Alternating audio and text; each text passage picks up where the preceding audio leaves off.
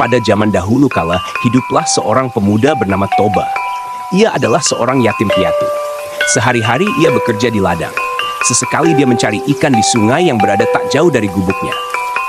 Ikan hasil tangkapannya biasanya dijadikan sebagai lauk dan sisanya dijual ke pasar. Pada suatu hari, Toba memancing sepulang dari ladang. Ia sangat berharap mendapatkan ikan yang besar yang bisa segera dimasaknya untuk dijadikan lauk. Terpenuhilah harapannya itu.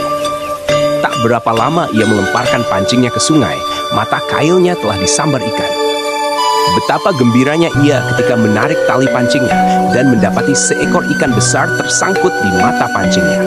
Sejenak Toba memperhatikan ikan besar yang berhasil dipancingnya itu. Ikan yang aneh, gumamnya. Seumur hidupnya belum pernah dilihatnya ikan seperti itu. Warna ikan itu kekuningan dan sisik-sisiknya kuning keemasan. Terlihat berkilauan sisik-sisik itu ketika terkena sinar matahari. Ketika Toba melepaskan mata kailnya dari mulut ikan tangkapannya, mendadak terjadi sebuah keajaiban. Ikan aneh bersisik kuning keemasan itu menjelma menjadi seorang perempuan yang cantik jelita wajahnya. Toba terheran-heran mendapati keajaiban yang berlangsung di depan matanya itu. Ia hanya berdiri dengan bola mata membulat dan mulut melongo. "Tuan," kata perempuan jelmaan ikan indah itu, "aku adalah kutukan dewa karena telah melanggar larangan besarnya. Telah ditakdirkan kepadaku bahwa aku akan berubah bentuk menyerupai makhluk apa saja yang memegang atau menyentuhku. Karena Tuan telah memegangku, maka aku pun berubah menjadi manusia seperti Tuan ini." Toba memperkenalkan namanya. Begitu pula dengan perempuan berwajah jelita itu. "Namaku Putri, Tuan."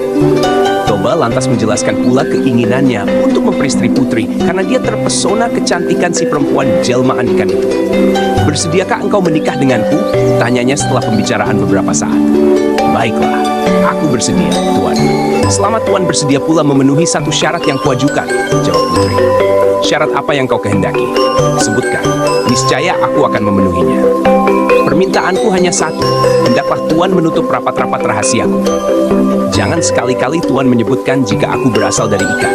Jika Tuan menyatakan kesediaan Tuan untuk menjaga rahasia ini, aku bersedia menjadi istri Tuan." "Baiklah," kata Toba. "Aku akan menutup rapat-rapat rahasiamu ini. Rahasia ini hanya kita ketahui berdua saja." Toba dan Putri pun menikah. Keduanya hidup rukun dan berbahagia meski dalam kesederhanaan. Kebahagiaan mereka serasa kian lengkap dengan kelahiran seorang anak laki-laki.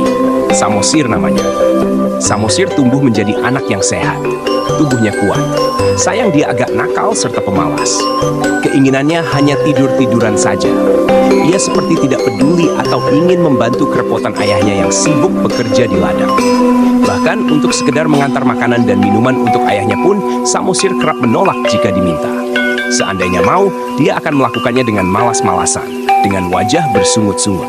Bertambah-tambah malas kelakuannya, akibat ibunya terus memanjakannya. Apapun yang dimintanya akan diusahakan ibunya untuk dipenuhi. Samosir sangat kuat nafsu makannya. Jatah makanan sehari untuk keluarganya bisa dihabiskannya dalam sekali makan.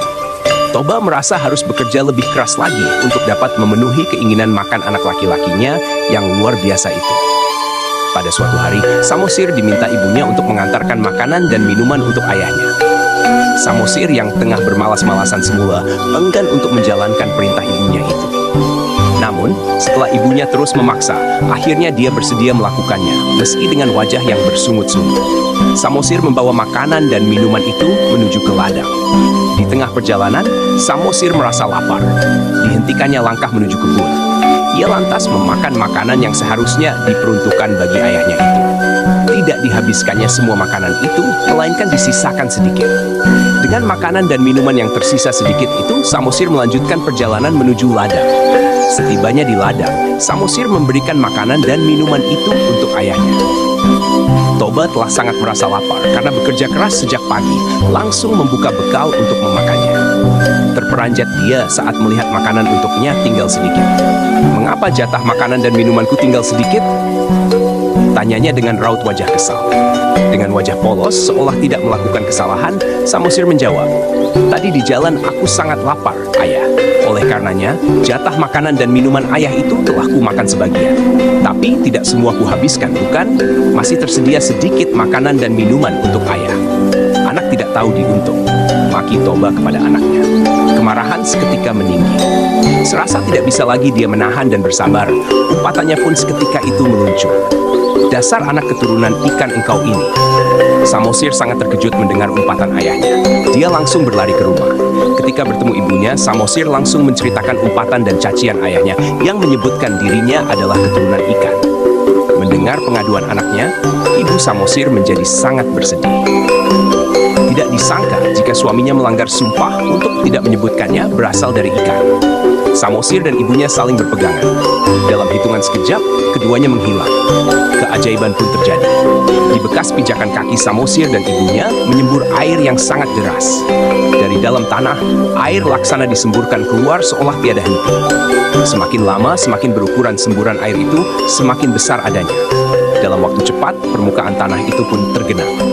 Permukaan air terus meninggi, dan tak berapa lama kemudian, lembah tempat tinggal Toba telah tergenang air. Terbentuklah kemudian sebuah danau yang sangat luas di tempat itu. Penduduk kemudian menamakan danau itu Danau Toba. Adapun pulau kecil yang berada di tengah-tengah Danau Toba itu disebut Pulau Samosir untuk mengingatkan kepada anak lelaki Toba. Pesan moral cerita rakyat Sumatera Utara, legenda asal mula Danau Toba adalah: janganlah melanggar sumpah yang pernah diucapkan, karena buruk akibatnya di kemudian hari.